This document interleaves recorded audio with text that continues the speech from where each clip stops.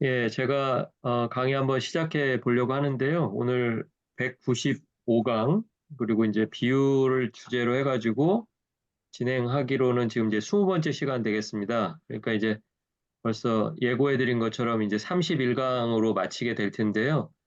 오늘이 한 3분의 2 정도 지난 그 시점이 된 것 같아요. 꽤 많이 진행이 됐습니다. 뭐든지 한번 이렇게 시작하면 그냥 금방 끝나는 것 같아요. 뭐 31강 그러니까 이게 뭐 어마어마한 것 같지만 뭐 31강 아니라 저희 뭐 예전에 뭐 50강도 했었고 뭐 40강, 30강 많이 했었는데 이제 시작하면은 뭐 금방금방 시간이 그렇게 지나가는 것 같습니다. 벌써 이제 전체 강의로 따지면 거의 뭐 200강을 향해서 지금 막 가고 있는데요. 오늘은 이제 그 본문이 누가복음 8장 4절부터 15절까지고요. 예, 본문이 조금 길기 때문에 따로 제가 적어드리지는 못했으니까요. 여러분이 성경 한번 같이 펴놓고 보시면서 강의 진행에 맞춰서 좀 따라와 주시면 좋겠습니다. 본문이 이제 어떻게 이루어져 있냐면요. 비율을 말씀하시는 부분이 4, 5, 6, 7, 8 이렇게 이제 다섯 절이 나오고요. 그리고 설명도 역시 똑같이 같은 분량으로 11, 12, 13, 14, 15 이렇게 이제 분량이 정확하게 다섯 절, 다섯 절 이렇게 되어 있습니다. 그럼 이제 사이에 들어간 게 몇 개가 빠지죠. 그렇죠? 4, 5, 6, 7, 8이니까 9절하고 10절. 이제 그게 이제 비유에 속하지도 않고 설명에 속하지도 않는 이제 그 부분이 이제 두 절이 들어가 있다는 걸 저희가 조금 신경 써서 봐야 되고요. 그런데 이제 그 부분이 왜 들어갔냐면 그 비유의 뜻을 묻는 제자들이 이제 잠깐 등장하고 그리고 이제 그 앞에는 비유, 그다음에 제자들이 이 비유가 무슨 뜻입니까? 라고 물어보고 그다음에 이제 설명.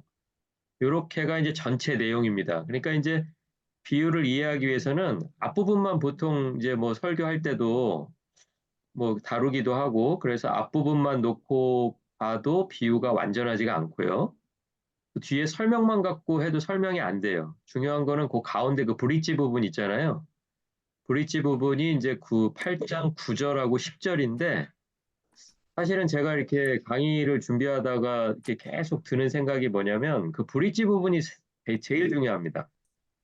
예, 오늘 비유는 사실은 그 브릿지 부분을 우리가 이제 좀 놓치고 있었는데 이게 계속 읽을 때는 읽었지만 그게 왜 그 가운데 껴 있는지를 정확하게 모르고 있었는데 그 브릿지가 왜 거기 있어야 되는지를 좀 깨달았으면 좋겠다는 생각이 먼저 들고요. 만약에 그게 이제 정확하게 이해가 되기 시작하면은 오히려 앞뒤 부분이 왜 그렇게 그 사이에 그렇게 브릿지가 있어야 되나 이런 것들을 좀 저희가 좀 살펴볼 수 있을 것 같고 그게 아마 앞으로도 여러분이 그 나중에라도 이 비유를 기억하실 때 아, 그랬지. 그 비유하고 설명 사이에 그 브릿지가 두 절이 들어가 있었지. 이렇게 한번 떠올려 주시면 훨씬 더 그 비유의 의미들을 이렇게 문맥에 맞게 이렇게 보실 수 있지 않을까. 이제 그런 생각이 듭니다. 그럼 그 부분을 한번 들어가 볼까요? 그 부분이 뭐냐면, 8장 9절하고 10절인데요. 제자들이 이 비유의 뜻을 물으니라고 이렇게 되어 있는 절 하나가 있고, 그리고 하나님 나라의 비밀을 아는 것이 너희에게는 허락되었으나, 그리고 이제 우리가 왜 그 제일 의문을 가지고 있는 구절이 몇 가지가 있는데 그 중에 하나예요. 여러분 요 절 아마 많이 들어보셨을 거예요. 그러니까 누군가에게는 비유로 하는데 비유로 하는 이유를 보아도 보지 못하고 들어도 깨닫지 못하게 하려 함이라라고 이렇게 하니까 우리 예전에 한번 이제 권사님도 저한테 한번 그런 질문 주신 적이 있으신데 공평하지 않다. 왜냐하면 모든 사람이 다 깨닫게 해줘야지 누구는 깨닫게 해주고 누구는 안 깨닫게 해주고 그러면 깨닫게 해주지 않은 사람들은 너무 불공평한 거 아니냐. 이런 게 이제 우리 마음속에 조금 있거든요. 어떠신지 모르겠지만. 그래서 이제 이 부분이 조금 마음에 좀 걸려요. 그런데 이제 이 부분이 왜 이렇게 나올 수밖에 없냐면 그 앞부분 다시 그 구절로 넘어가 보면요. 거기에 제자들이 이 비유의 뜻을 물으니라고 돼 있잖아요. 그러니까 우리가 그냥 요 짧은 절 한 절만 놓고 우리가 생각을 해보면 제자들이 비유의 뜻을 알았다는 거예요? 몰랐다는 거예요? 몰라. 몰랐겠죠. 그러면 물었잖아요. 그럼 다른 사람들은 왜 안 물었을까요? 다른 사람들은 다 안다고 생각하니까 안 물었다라고 생각할 수가 있어요. 그렇죠? 아니면 모르는데 알건 모르건 그건 나한테는 하나도 중요하지 않아라고 생각해서 안 물었을 수도 있겠죠. 그렇죠? 가능성은 두 가지. 아이고, 난 그 얘기 들어보니까 내가 다 알겠다. 그러니까 물어볼 필요도 없다고 생각하는 사람 하나. 그리고 두 번째는 이해가 혹시 안 가더라도 그 이해 안 가는 거랑 아무 상관없이 살 사람들은 물어볼 필요가 없죠. 예수님 맞아. 만나서 내 저기 용무 해결했으면 됐잖아요. 내 급한 거 다 해결했잖아요. 급한 거 주로 뭐였어요? 뭐 먹는 거, 뭐 아픈 거, 뭐 그런 거잖아요. 그렇죠? 그런 거 다 해결했으니까 그 다음에는 뭐 예수님이 비유로 말씀하신 내용 제가 한번 그런 얘기 드렸을 거예요. 비유라는 게 그 자체로는 어려운 게 하나도 없어야 사실은 비유입니다. 그렇죠? 누구나 다 그냥 들으면 척 알아들을 수 있어요. 그러니까 비유로서의 내용은 누구나 다 알아들을 수 있는 게 바로 비유예요. 그런데 제자들은 왜 물어봤냐면 도대체 이 쉬운 이야기를 통해서 하나님 나라의 비밀하고 이 비유가 어떻게 연결돼 있는지를 알지 못하는 거예요. 다시요. 앞에 그 비유 부분에 나와 있는 4, 5, 6, 7, 8절은 이 사람들이 처음 듣는 내용이 전혀 아니에요. 그러니까 뭐 100명이 듣던 1000명이 듣던 그 중에 한 99%는 그냥 듣자마자 나도 저런 적이 있어. 아니면 나도 옆에서 그런 일이 일어난 걸 본 적이 있어. 할 정도로 그렇게 쉬운 비유예요. 그러니까 어떻게 생각했을 거다? 아이고, 난 다 알아들었다라고 생각한 거예요. 그러니까 이제 질문을 안 했을 거고요. 그러면 제자들은 왜 질문했는가? 제자들 질문 한번 보세요. 비유의 뜻을 물은 다음에 10절에 보니까 맨 처음에 나오는 단어가 뭐냐면 이르시되 다음에 뭐예요? 하나님 나라의 비밀을 아는 거 이거죠. 그러니까 비유는 쉽지만 그 비유를 하신 목적이 뭐라는 거예요? 하나님 나라의 비밀을 알게 해 주겠다. 그러니까 하나님 나라의 비밀을 비유를 들으면 바로 알아요, 몰라요? 몰라요. 예, 그게 정상이에요. 몰라요. 그게 포인트예요. 그러니까 비유를 듣자마자 하나님 나라의 비유를 바로 알게 해 놓으시지를 않았다는 거예요. 그러니까 우리는 이제 그게 불공평하다고 생각하는데 그렇게 해 놓으신 이유는 하나님 나라의 비유를 알기까지는 한 가지 과정이 더 필요한데 그게 뭐냐면 그 비유의 뜻을 비유를 말씀하신 분에게 물어보는 거예요. 아셨어요? 예, 그러니까 물어봐서 그 다음에는 비밀을 가르쳐 주시는 거예요. 그러니까 물어보지 않으면 반대로 물어보지 않으면 가르쳐 주실 일이 없죠. 그리고 다 가버리잖아요. 나는 들을 거 다 들었고 내가 급한 거 다 해결했으니까 나는 이제 가도 돼라고 가버리면 그 다음에는 하나님 나라의 비밀을 알 길이 없는데 누가 하나님 나라의 비밀을 알게 된다는 거예요, 결국은? 나는 모른다라는 것을 인정하면서 비유를 뜻을 풀어주세요라고 한 사람들에게만 하나님 나라의 비밀이 허락이 된다라는 거예요. 그러니까 이거는 불공평하고 공평하고의 문제가 아니죠. 그렇죠? 다 말씀을 들었잖아요. 다 말씀을 듣고도 누가 결국은 그 말씀의 의미를 알게 되냐면 나는 그 뜻을 모르겠다라고 이야기하면서 알려달라고 오는 사람이 그 사람이 결국은 하나님 나라의 비밀을 알게 되더라라는 거예요. 그러니까 다 알고 있는 사람들은 나는 다 깨달았다고 하는 사람들은 실제로는 알아요, 몰라요? 실제로는 그 비유의 내용은 파악을 했겠지만 그 비유로 통해서 알려주시려는 하나님 나라의 비밀은 하나도 모르고 그냥 간 거예요. 예, 그러니까 우리가 생각하는 것처럼 예수님이 비유로 말씀하신 것이 불공평하지 않다. 예, 불공평하지 않고 오히려 뭐예요?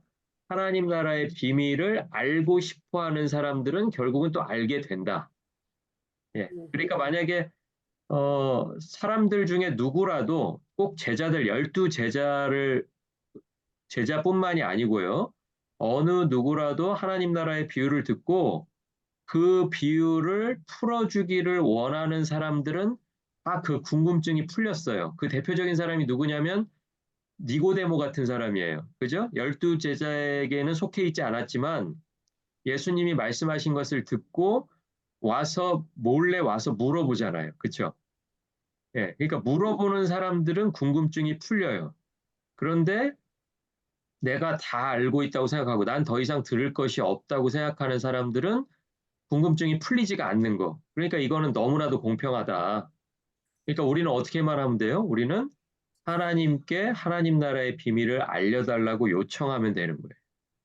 그렇죠? 그래서 제가 오늘 제목을 원래 이제 보통은 제목을 먼저 설명하고 본문을 이렇게 쭉 해설을 해 나갔었는데 제가 쓴 제목에 이제 저는 뭐라고 붙였냐면 이 씨 뿌리는 비유를 저는 어떻게 이해했냐면 비유의 뜻을 물어보는 사람들 그 사람들이 누구다? 그 사람들이 바로 제자들이다.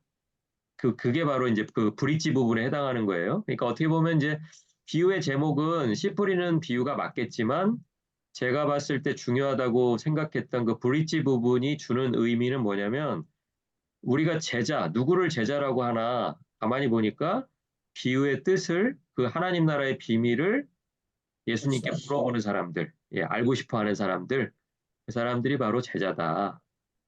그러니까 우리는 이제 오늘 알고 싶어서 온 거잖아요. 그렇죠? 예, 그러니까 우리가 바로 하나님의 예수님의 제자다. 이제 이렇게 볼 수가 있는 거겠죠. 자, 그러니까 이제 제가 첫 번째 단락에 써놓은 것처럼 비유를 못 알아들을 사람은 없습니다. 그만큼 비유는요, 일상에서 그냥 늘 경험하던 이야기들이고요. 들으면 뭐 두 번 물을 것도 없어요. 그런데 중요한 건 뭐예요? 그 비유가 하나님 나라의 비밀하고 어떻게 연결되어 있는지를 내가 아느냐 모르냐예요. 그럼 그거 모르면 이제 어떻게 해야 되겠어요? 모르면 비유를 말씀하신 그분 옆에 남아 있어야죠. 그렇죠? 야, 그런데 이제 이 사람들이 어, 4절 한번 보세요. 누가복음 그 4, 5, 6, 7, 8이 이제 비유의 내용이라 그랬는데 4절에 보면 이렇게 시작해요. 각 동네 사람들이 예수께로 나와 큰 무리를 이루니 예수께서 비유로 말씀하시되 그러니까 이제 말씀을 들은 사람은 제자들만 들은 게 아니에요. 그렇죠? 제자들을 포함해서 각 동네에서 모아진 수많은 사람들, 몇 명인지 모르겠지만 어쨌든 수많은 사람들이 큰 무리를 이루어서 말씀을 들었어요. 그러니까 어떻게 보면 비유를 말씀하신 내용이 실제로 지금 벌어지고 있는 예수님 주변에서 실제 벌어지고 있는 일들을 예수님이 염두에 두시고 지금 말씀을 해 나가신다. 이걸 알 수가 있는 거예요. 그렇죠? 여기 이렇게 수많은 사람들이 모여 있지만 이 중에는 마음이 길가 같은 사람도 있고 마음이 바위 위 같은 사람, 뭐 가시떨기 속 같은 사람, 마음이 착한 마음인 사람도 있다. 이제 그 생각을 가지고 이제 비유를 풀어 나가신다. 그리고 결국은 맨 마지막에 나오는 그 좋은 밭에 해당하는 사람들만 예수님 옆에 남아서 그 하나님 나라 비밀을 알려주세요라고 말하고 있다라는 거예요. 그러니까 결국 그 사람들이 뭘 한다는 거예요? 결실을 한다는 거겠죠. 그렇죠? 어떤 사람들은 결국 결실 못하고 어떤 사람들은 결실을 한다. 자, 그래서 이제 그 각 동네 사람들이 예수께로 나와 큰 무리를 이루었다라고 하는 그 큰 무리들도 어떻게 보면 이 비유 속에서 말하고 있는 하나하나의 밭이다. 이렇게 생각을 해주시면 되겠습니다. 어떤 종류의 밭인지는 우리는 알 수 없지만 어쨌든 모든 사람들이 다 밭이라는 데는 이제 이견이 없습니다. 저희들도 밭이고 모든 사람들이 다 밭이다. 그러면 이제 밭을 결정한 어떤 밭인지를 결정하는 게 뭘까? 이제 그거를 이제 비유에서 좀 찾아봐야 될 것 같고요. 그리고 또 한 가지는 여기서 지금 씨 뿌리는 자가 계속 등장하는데 그렇게 본다면 여기 씨 뿌리는 자는 누구라고 봐야 맞겠어요? 누구? 예수님 자신이라고 봐야 맞겠죠. 물론 우리는 이제 C가 하나님 나라 복음, 하나님의 말씀이라고 하니까 이제 뭐 복음 전하는 사람들일 것이다라고 생각을 하지만 결국은 그 복음 전하는 사람들도 말씀을 누구에게서 받아요? 결국은 하나님에게서 우리가 받는 거잖아요. 그렇죠?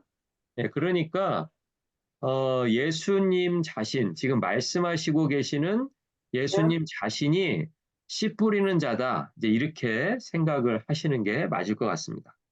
자, 그러면 이제 바로 본문으로 들어가서 네 종류의 땅, 우리가 이제 너무나 잘 알고 있는 네 종류의 땅을 이제 한 번씩 보도록 하겠습니다. 먼저 이제 길가가 나오죠. 길가라는 땅인데요.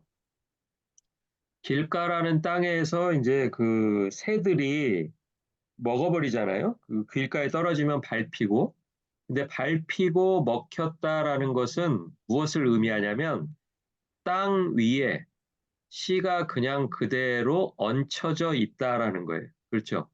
이게 땅 속으로 들어갔으면 밟히거나 먹힐 리가 없죠.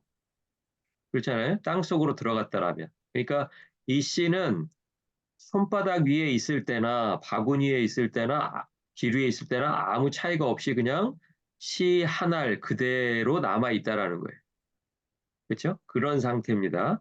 자, 그러니까 그대로 있다가 어떻게든 사라져 버리는 그 상황, 네, 그런 상황들을 지금 길가라고 표현을 했습니다. 자, 그러니까 결론부터 말씀드리면 각 동네에서 예수님께로 나와서 그 큰 무리를 이루고서 같이 말씀을 들었단 말이에요. 자, 그런데 이제 8절까지 비유가 끝나고 9절과 10절을 보니까 사람들이 그대로 남아있는 것 같으세요? 아니면 대부분 다 가버린 것 같으세요? 다 가버린 것 같으시죠? 예, 갔으니까 예수님이 너희들에게는 허락이 되지만 다른 사람들에게 허락이 안 된다. 이런 얘기도 했을 거 아니에요. 모든 사람이 다 그 자리에 남아 있었으면 이런 얘기를 안 하셨을 거 아니에요?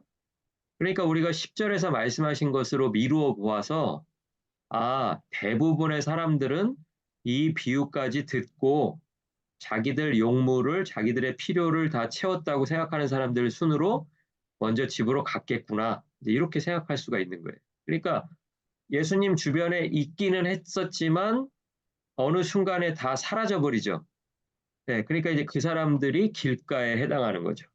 길가에. 그러니까 복음은 그 사람들이 듣기는 들었지만 그 복음이 하나님 나라 비밀하고 어떻게 연결되어 있다는 것을 전혀 경험하지 못한 채 다 각자 자기 위치로 돌아가 버린 사람들, 그 사람들이 예수님이 얘기하는 길가에 해당하는 사람들일 것이다. 이렇게 우리가 추측을 할 수가 있겠습니다. 그리고 이제 또 하나가 나오는데 뭐냐면 저절로 사라지는 것 같지만 마귀가 말씀을 내 마음에서 빼앗아 가고 있다라고 성경이 정확하게 얘기하고 있어요.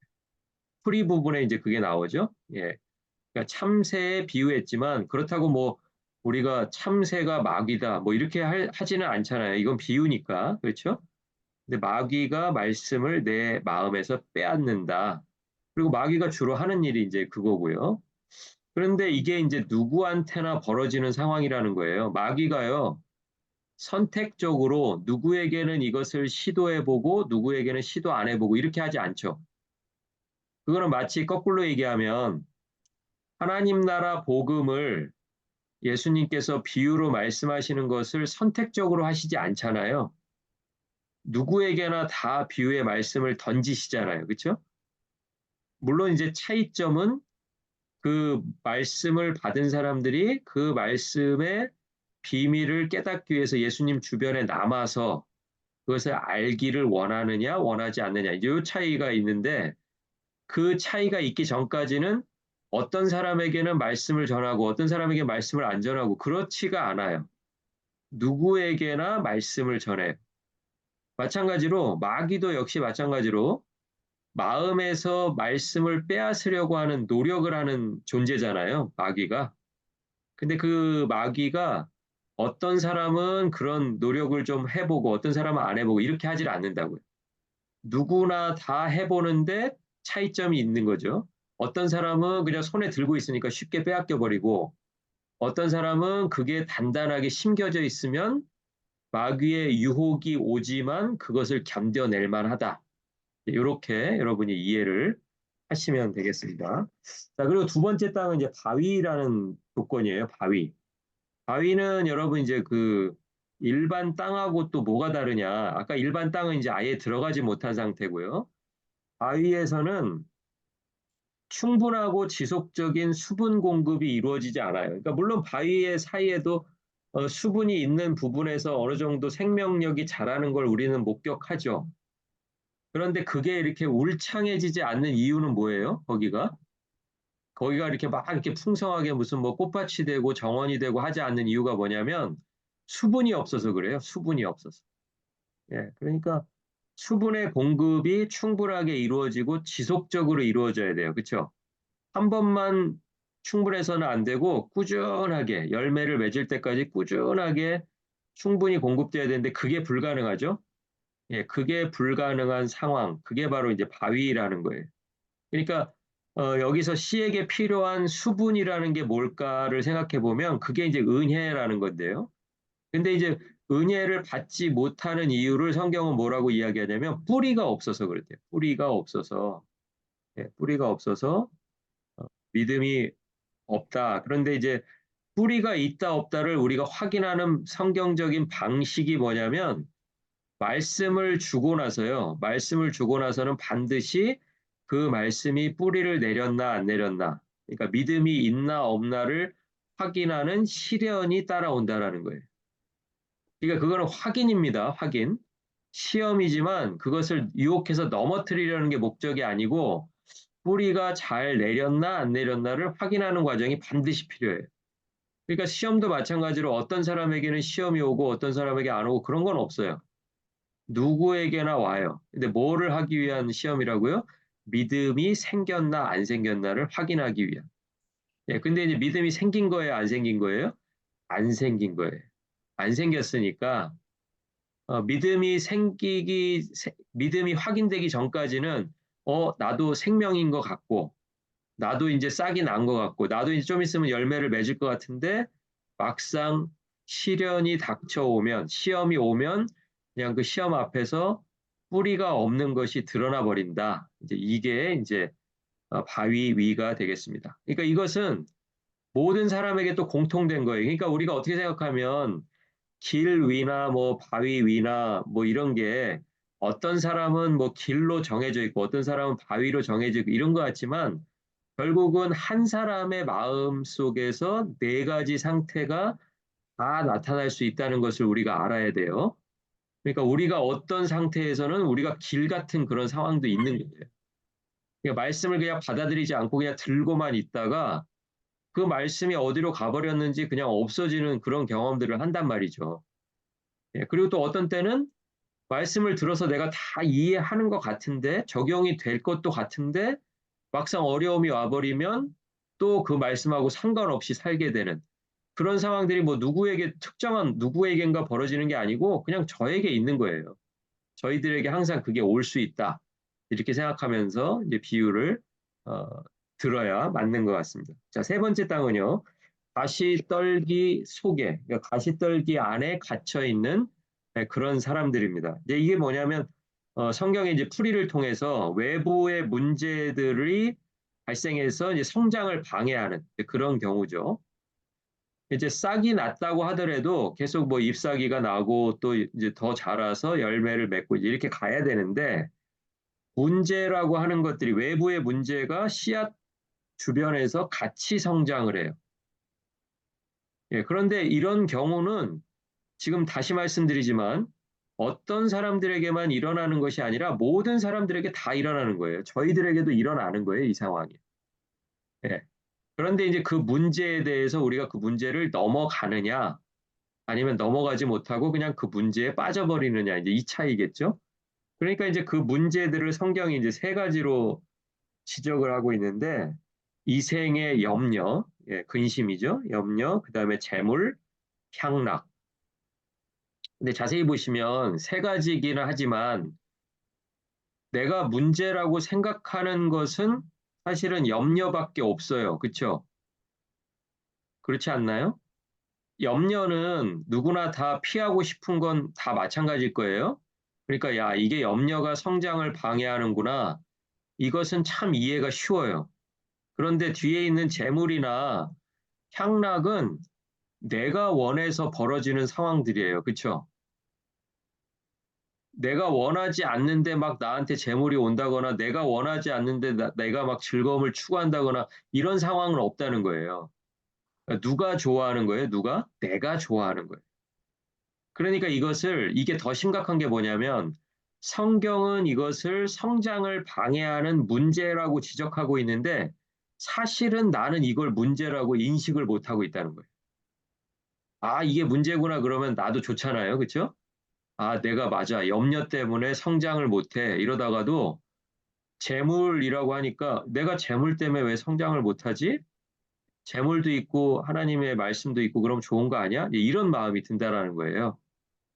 그렇죠? 그러니까 내가 문제를 문제라고 생각하지 않는 게 사실은 문제다. 네, 그렇게 이제 또 한번 생각을 해볼 수가 있겠습니다. 그런데 영적인 성장을 방해하는 두 번째 요소로 재물이라는 것을 성경이 지적하면서 성경이 또 뭐라고 이야기하냐면 재물과 하나님은 같이 겸하여 섬길 수가 없다. 그럼 이게 말하죠? 예, 그러니까 재물을 쫓을 것이냐, 하나님을 쫓을 것이냐, 이것을 우리는 두 가지를 다 할 수 있다고 생각하면 안 된다라는 거예요.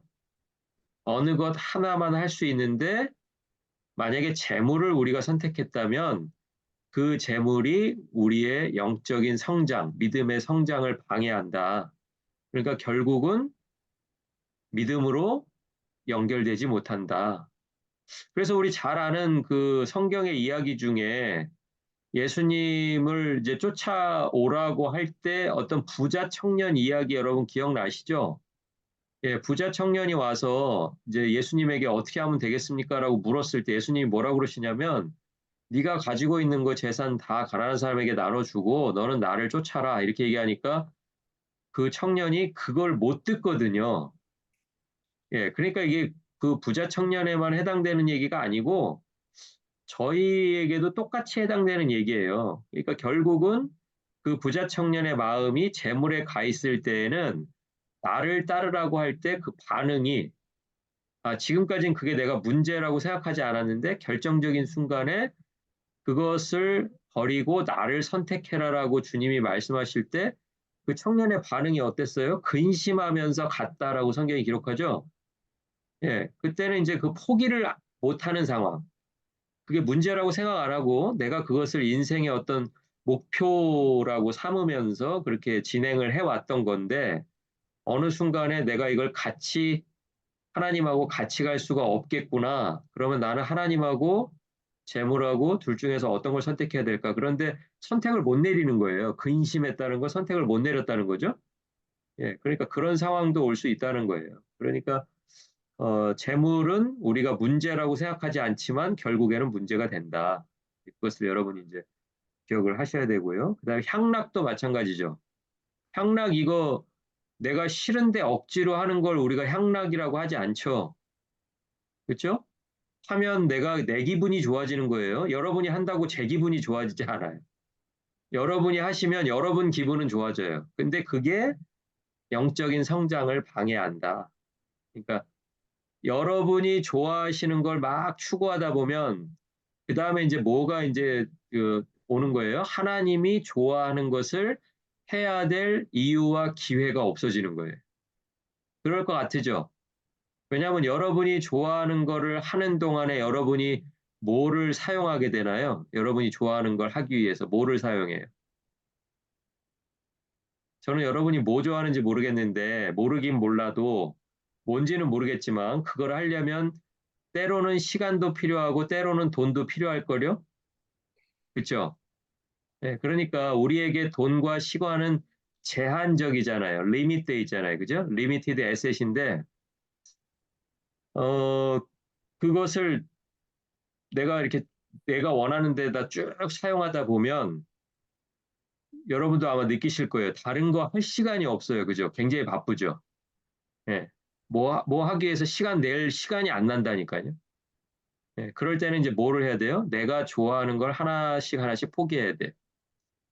그러니까 하나님이 내 시간을 쓰고 싶다. 내 물질을 쓰고 싶다. 그러면 어쨌든 내가 갖고 있는 거에서 드려야지 뭐 여러분이 여러분 거 쓰고 싶다는데 저한테 빌리러 오실 건 아니잖아요. 예. 제가 뭐 이렇게 또 빌려줄 만큼 만만한 사람도 아니고, 그렇죠? 예.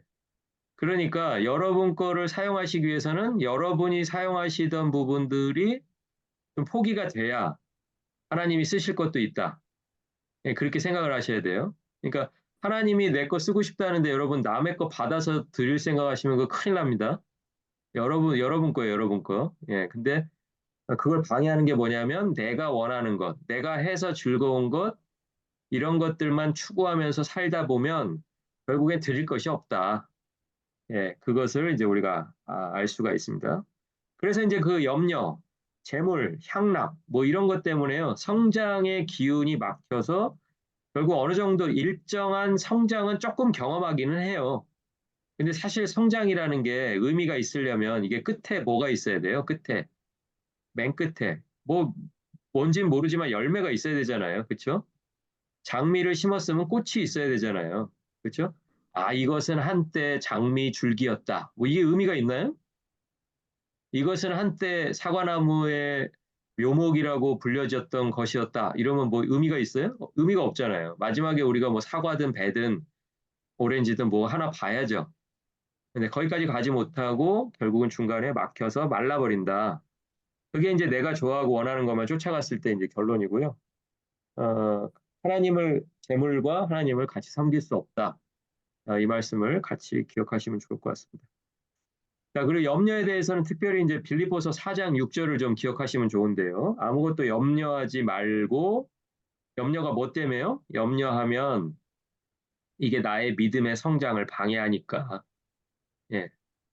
다만 모든 일에 기도와 간구로 너희 구할 것을 감사함으로 하나님께 아뢰라. 이 말씀 기억하셨으면 좋겠습니다. 자, 그리고 이제 좋은 땅인데요. 여러분, 좋은 땅에 대해서 하나 기억하셔야 될 게 있어요. 앞에 땅은 길가는 뭐 이렇고 저렇고 뭐라고 막 얘기를 하고요. 바위도 설명이 있고요. 가시떨기도 설명이 있어요. 그런데 여러분이 이거 놓치시기 쉬운 거 한 가지. 좋은 땅은 어떤 땅이다라는 설명이 없어요. 여러분 그거 이상하지 않아요?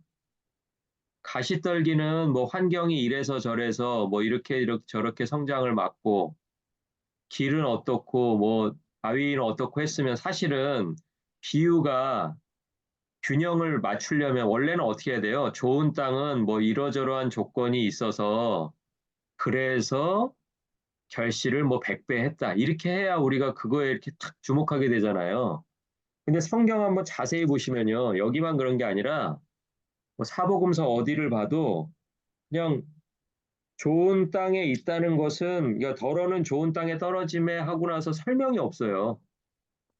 예, 그러니까 8절이요. 8절에 덜어는 좋은 땅에 떨어짐에 그냥 나서 바로 나요. 그냥 좋은 땅이 뭐라고 설명도 없어요. 자, 그럼 이 얘기는 무슨 얘기냐? 구체적인 설명은 없지만 우리가 이 땅이 좋은 땅이라는 걸 뭘로 알 수 있어요? 뭘로? 그 땅을 보고 좋다고 아는 게 아니고요. 열매를 보고 결실을 100배를 맺으니까 우리는 그게 좋은 땅이라고 지금 아무도 의심 안 하고 있지만 땅에 대해서 설명하고 있지 않다는 걸 우리가 놓치고 있어요. 그러니까 이게 무슨 얘기냐? 아까 땅은 누구라 그랬어요? 땅은 결국 사람이죠. 땅은 사람이에요. 그죠? 사람이 좋아서 열매를 잘 맺는 것 같으세요? 아니면 열매가 맺히니까 그 사람을 좋은 사람이라고 불러주는 것 같으세요? 후자라는 거예요, 후자. 사람이 좋아서 사람이 좋은 사람이어서 열매를 100배를 맺는 게 아니고요. 열매를 100배 맺게 하시고 나서 그 땅을 좋은 땅이라고 불러주시는 거예요. 그러니까 우리 한 사람 한 사람을 볼 때 우리 안에 깨끗한 게 없죠. 그렇잖아요? 우리가 하나님 앞에 내세울 만한 게 아무것도 없잖아요. 근데 하나님께서 예수 그리스도로 옷 입혀 주신 다음에 하나님 앞에 나아오게 하시고 하나님 앞에 나아올 수 있는 사람은 의로운 사람이니까 하나님이 의로우시니까요. 의로운 사람이니까 나아온 죄인들을 이제부터는 의롭다라고 불러버리면 그 사람이 의로운 사람이죠. 그렇잖아요? 이게 너무 이제 내용이 심오해서 제가 설명을 지금 잘 못하고 있는데, 우리는 죄인인데, 우리가 예수를 힘입어서 지성소로 들어가잖아요. 그렇죠? 근데 그 결과물, 그러니까 지금 마치 결실한 것처럼 그 결과물, 누군가가 하나님 옆에 섰다는 것은 하나님의 의로우심에 합당하게 의로워야만 쓸 수 있다고 우린 배웠잖아요. 그렇죠? 하나님 옆에 서려면 그 사람이 의롭지 않고선 설 수가 없잖아요. 근데 그때 의는 이 사람이 스스로가 준비하고 하나하나 쌓아간 의였어요? 아니면은 그냥 외부에서 주어진 의였어요? 외부에서 주어진 의였죠. 그렇죠? 십자가의 예수 그리스도의 공로, 십자가의 보혈, 그게 우리에게 주신 외부적인 의였잖아요. 근데 결론은 하나님이 우리를 뭐라고 불러주세요? 뭐라고? 의인이라고 불러주시잖아요. 그러니까 그 비유에도 똑같이 그게 적용이 된다라는 거예요. 땅에 대한 조건을 하나도 말하지 않은 이유가 있어요. 왜냐하면 조건이 없었기 때문이에요. 땅이 좋은 조건이, 이래서 이 땅은 좋은 땅이다가 아니라 하나님께서 원하시는 열매를 맺게 하신 다음에 그 열매 맺는 땅인 걸 보니까 이 땅은 좋은 땅이다. 이렇게 불러주신다는 거예요. 그게 이제 하나님이 우리를 대하시는 방식이죠. 그렇죠? 그러니까 아까 이제 처음에 그 브릿지 부분이 중요하다 그랬잖아요. 브릿지 부분으로 돌아가서 예수님의 제자들이 특별히 다른 사람들보다 뭐가 나을 게 있었을까요? 그 말씀을 들었던 각 마을에서 왔었던 수많은 큰 무리들하고 뭔가 구별될 만한, 아, 이 사람들은 이래서 하나님 나라 비밀을 알려주셨구나 하는 뭔가가 있었을까요? 저는 없었을 거라고 생각해요. 그런데 이 사람들의 차이는 한 가지가 뭐냐면 자기가 모른다라는 것을 와서 고백한 거예요. 그러니까 우리로 치면 뭐예요? 내가 하나님 앞에서 죄인이다라는 걸 고백했을 때 하나님이 어떻게 해주신다고요? 만일 우리가 우리 죄를 자백하면 저는 미쁘시고 의로우사 우리를 모든 죄에서 깨끗게 하실 거라잖아요. 그러니까 우리가 깨끗하게 된 것은 우리가 의로워서가 아니라 우리가 오히려 죄인인 것을 하나님 앞에 고백하니까. 그러니까 하나님 나라 비밀을 알게 된 것은 우리가 알만한 사람이어서가 아니라 우리들이 모른다고 고백하니까 그때 하나님 나라의 비밀이 허락됐다라는 거예요. 그러면 이 다음에 하나님 나라 비밀 알고 나서도 그 사람들이 섣불리 자랑하지 않겠죠. 내가 요만저만 해서 내가 좋은 땅이어서 내가 결실했어. 뭐 이렇게 하지 않을 거라는 거예요. 그냥 하나님이 열매로 주신 결과물이에요. 하나님께서 주신 믿음의 결과예요. 그러니까 불러주셨다라는 거예요. 그게 이제 이 비유 속에 숨겨져 있는 이제 하나님 나라의 비밀이라는 거예요. 그러니까 여러분 이제 앞으로 이 좋은 땅은요, 내가 좋은 땅이 돼야지가 아니고 오히려 우리들은 길가고 바위고 가시떨기 속이었던 모습을 하나님 앞에 그냥 드러내는 거예요. 내가 이래서 안 됩니다. 이래서 안 됐습니다. 주님이 이 땅을 어떻게 책임져 주셔야 될 거 아니에요. 그렇죠? 주님이 어쨌든 결실을 하게 안 해주시면 우리가 무슨 좋은 땅이 되겠어요. 그러니까 우리는 그냥 또 가시떨기일 수밖에 없고 바위일 수밖에 없고 길가일 수밖에 없는데 하나님 앞에 그 모습을 고백하면서 나오니까 그게 이제 하나님 앞에 고백하는 모습이 뭘로 나타나는 거예요? 좋은 땅에 있다는 것을 15절 한번 보세요. 15절. 15절에 보면은 좋은 땅에 있다는 것은 착하고 좋은 마음으로 말씀을 듣고 지켜서 인내로 결실하는 자다. 그러니까 좋은 땅이라고요. 열매가 그냥 뭐 팍팍 맺히는 게 아니에요. 열매는 누가 주세요? 열매는 하나님이 주시는데 열매 주실 때까지 어떻게 하는 거예요? 그냥 말씀대로 사는 거예요. 그냥 말씀대로 살고 말씀대로 산다고 열매가 열리나요? 몰라요, 그거는. 그러니까 뭐가 필요해요? 말씀대로 살아도 금방 열매가 안 보이면 사람이 지칠 거 아니에요. 말씀대로 사는데 아무것도 안 되네? 그래서 필요한 게 뭐예요? 그래서 인내라는 거예요. 인내. 그러니까 우리는 언제까지 참아야 된다? 언제까지 견뎌야 된다? 하나님이 열매 주실 때까지. 예. 그러니까 우리가 좋은 땅 돼가지고 뭐 말씀이 뭐 우리 밭에 떨어지면 갑자기 막 30배, 60배, 100배 이렇게 되지가 않아요. 그거는 하나님이 하시는 일이에요. 그런데 하나님이 그 일을 하시고 나서는 우리를 뭐라고 불러주실 거다? 이 사람들은 참 좋은 밭이다라고 불러주신다는 거예요. 의인이다. 내가 아끼는 사람들이다. 이제 이렇게 불러주신다는 거죠. 자, 그래서 이제 그 각각의 땅은 사람들인데요. 말씀을 모두 들었다라는 공통점이 있습니다. 그러니까 길가도요, 말씀 못 들어서 내가 결실을 못했다. 이렇게 변명할 수가 없어요. 그러니까 왜 결실을 못했을까요? 다 알아들었다라고 생각하고 나는 알 것이 없다. 물어볼 것이 없다라고 생각하고 각자 자기 하고 싶은 곳으로 하고 싶은 일을 하기 위해서 간 거예요. 자, 그러면 이제 남아있는 사람들이 누가 남아있냐? 착하고 좋은 마음으로 말씀을 듣고 지켜서 인내하는 사람만 나중에 결실하게 되고 그 결실하게 되는 사람이 결국은 좋은 땅이라고 이름이 붙는다. 그러니까 제자라는 사람이 따로 있는 게 아니고요.